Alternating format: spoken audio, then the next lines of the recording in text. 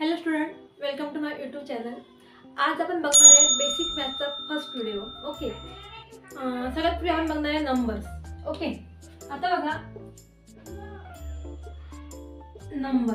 आता या नंबर्समध्ये natural number येतात, होल नंबर, इंटिजर, हे ना, हे पूर्ण आपण बघू. आता बघा सगळ्यात पहिले बघू आपण नॅचरल नंबर. बघा नॅचरल नंबर. नॅचरल नंबर कशाला म्हणायचं? ओके, असे नंबर जे 1 पासून स्टार्ट होते. 1 2 3 4 अप टू इन्फिनिटी म्हणजे आपण सांगू शकत नाही. ठीक आहे, त्याला आपण नॅचरल नंबर म्हणत असतो. ठीक आहे, जसं आपण एखादी वस्तू आहे, जेव्हा आपण काउंट करतो तिला आपण 1 पासून काउंट करतो. 1 2 3 4 5 6 आहे ना, सो ऑन. तर त्याला आपण म्हणतो नॅचरल नंबर. बघा नॅचरल नंबर कशाला म्हणायचा का, जसे 1 2 3 4 5 6 7 8 सो ऑन. ठीक आहे, त्याला आपण नॅचरल नंबर म्हणतो. ठीक आहे, do not consider decimal point. पण नॅचरल नंबर मध्ये डेसिमल पॉईंट वगैरे येत नाही. ठीक आहे, नंतर बघा होल नंबर. होल नंबर बघा, होल नंबर कशाला म्हणायचा? Whole number is start from 0.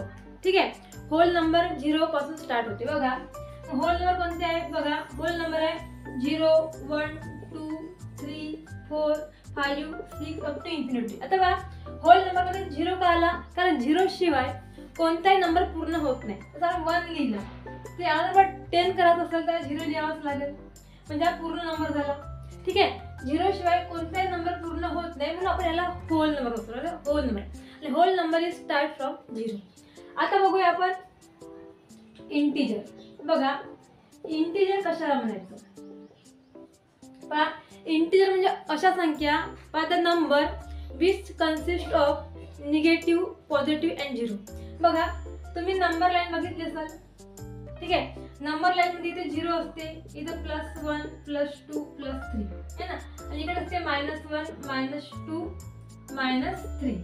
Okay, म्हणजे बघा इंटिजर त्या संख्येला म्हणायचं. Integer is the number that consists of negative number and positive number along with 0 are called as a integer. है ना, याच्यामध्ये काय -1 -2 -3 0 1 2 3. ओके, याला आपण म्हणतो इंटिजर. ओके, आता नंतर बघूया आपण प्राइम नंबर कशाला म्हणायचे.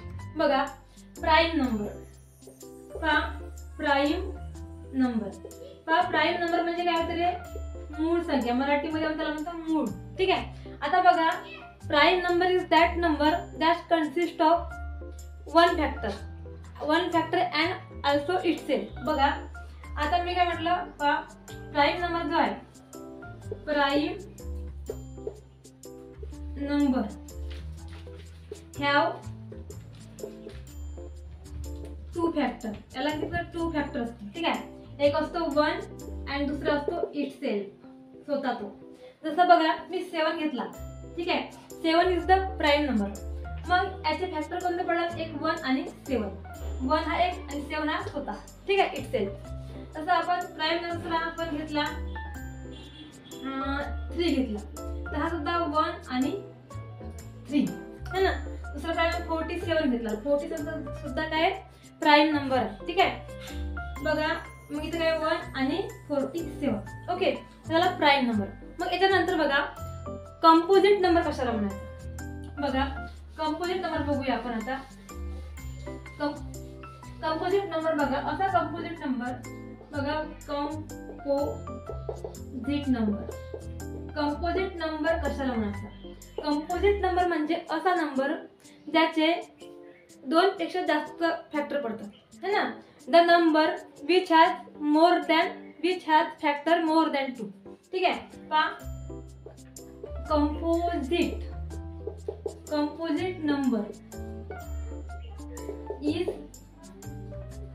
That number which has more than 2 factor. More than 2 factor. बघा मी 6 घेतला, काय घेतला 6. आता बघा 6 जो आहे हा 1 ने सुद्धा डिवाइड होतो, नंतर 2 ने सुद्धा होतो, 3 ने सुद्धा होतो आणि 6 ने सुद्धा होतो. ठीक आहे, याला आपण कंपोजिट नंबर म्हणतो. 4 घेतला, 4 तर 4 बघा 1 ने डिवाइड होतो. 1 सुद्धा 4चा फॅक्टर पडते, नंतर 2 सुद्धा 4चा फॅक्टर पडते, नंतर 1 पडते, 2 पडते आणि 4 सुद्धा पडते, है ना. तसं पुन्हा आपण घेऊया 8 घेतला समजा. 1 पडतो, नंतर 2चा पण भाग 8 मध्ये जातो, 2 ही फॅक्टर आहे याचा, 4 सुद्धा फॅक्टर आहे आणि 8 सुद्धा फॅक्टर आहे. तर याला आपण काय म्हणतो, कंपोजिट नंबर होतो. आणि कंपोजिट नंबर जो आहे हा स्टार्ट होतो 4 पासून. 4 नंतर 4 नंतर 6 येते, 8 येते, 10 येते, है ना. हे कंपोजिट नंबर काय ते स्टार्ट कसं होते 4 पासून. ठीक आहे, ते आणि सर्वात लहान सगळ्यात स्मॉल कंपोजिट नंबर कोणता आहे, स्मॉल कंपोजिट नंबर इज कोणता आहे, स्मॉल कंपोजिट नंबर इज 4. ठीक आहे, आता बघा नंतर बघूया आपण हा त्याला कंपोजिट नंबर. कंपोजिट आता बघा स्टुडंट, रॅशनल नंबर कशाला म्हणायचा बघा, रॅशनल नंबर. ओके बघा, rational number which is represented by किंवा rational number is that number is in the form of p upon q. The number is in the form of p upon q. Okay, but q is not equals to 0. Okay, and p and q are the integer. बघा p आणि q काय असते, integer असते. Okay, आता बघा समजा मी 5/7 घेतला, हा काय रॅशनल नंबर आहे. ठीक आहे, 8/3 किंवा 3/5 घेतला, हा काय रॅशनल नंबर आहे. पण समजा मी जर 3/0 घेतला किंवा 25/0 घेतला, हा रॅशनल नंबर राहील का, नाही राहणार. का बरं नाही राहणार, तर आपण काय म्हटलं, q is not equals to 0 म्हटलं, त्याच्यामुळे हा रॅशनल नंबर नाही आहे. ठीक आहे, आता बघा नंतर तसेच बघा जे आपण घेतो -1 -2 -3. ओके, है ना. अँड ऑल्सो किंवा हे 1 2 3 हे सुद्धा काय रॅशनल नंबर आहे. काय अर्ध रॅशनल नंबर, हे आहे rational number. Okay, rational number.